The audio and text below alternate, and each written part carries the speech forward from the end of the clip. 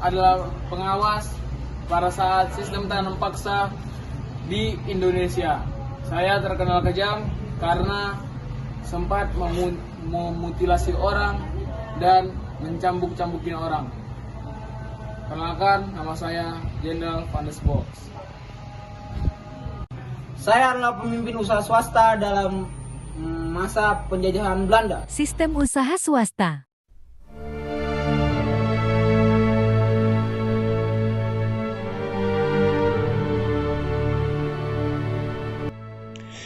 Pada tahun 1816, Belanda berhasil mengalahkan Inggris.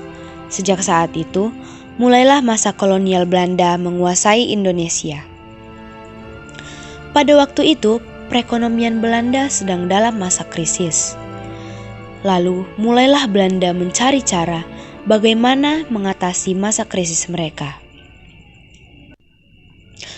Kemudian pada tahun 1829, seorang gubernur jenderal Belanda atau yang dikenal sebagai Van den Bosch mengusulkan kepada Raja Belanda mengenai sistem politik dan ekonomi. Untuk memperbaiki perekonomian Belanda pada saat itu, harus dilakukan penanaman tanaman di tanah jajahan. Tanaman yang laku diperjualbelikan di pasar dunia, seperti kopi, tebu, dan tembakau. Mereka berusaha untuk mengeksploitasi tanah milik rakyat. Sejak saat itu, muncullah kultur stelsel atau yang biasa dikenal dengan tanam paksa. Peran penguasa pribumi sangat penting pada sistem tanam paksa ini. Mereka merupakan penggerak petani, yaitu penghubung dengan pemerintah. Mereka akan diberi bonus oleh pemerintah jika setoran yang diberikan kepada pemerintah Belanda banyak.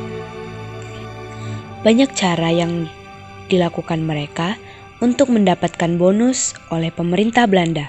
Salah satunya dengan cara memaksa para petani untuk menanam sebanyak-banyaknya.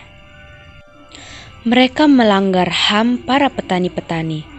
Mereka benar-benar membawa penderitaan bagi pribumi.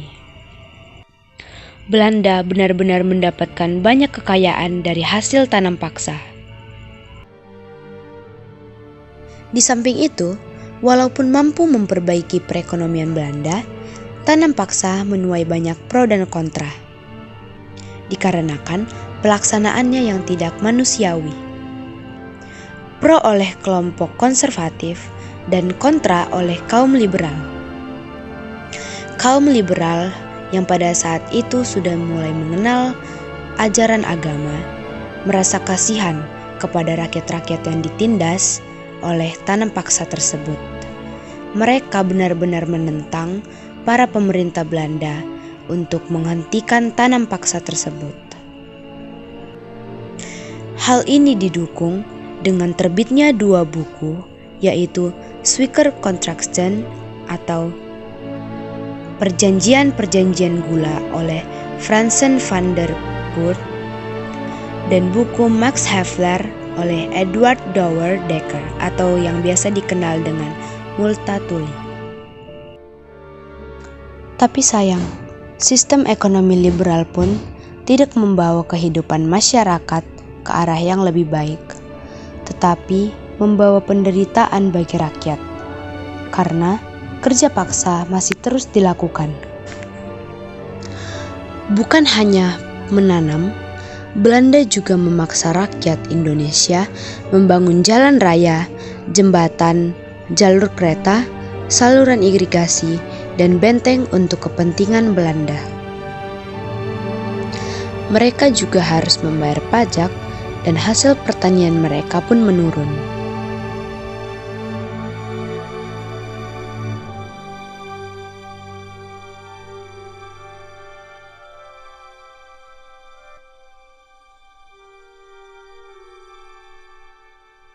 Dua detik sampai.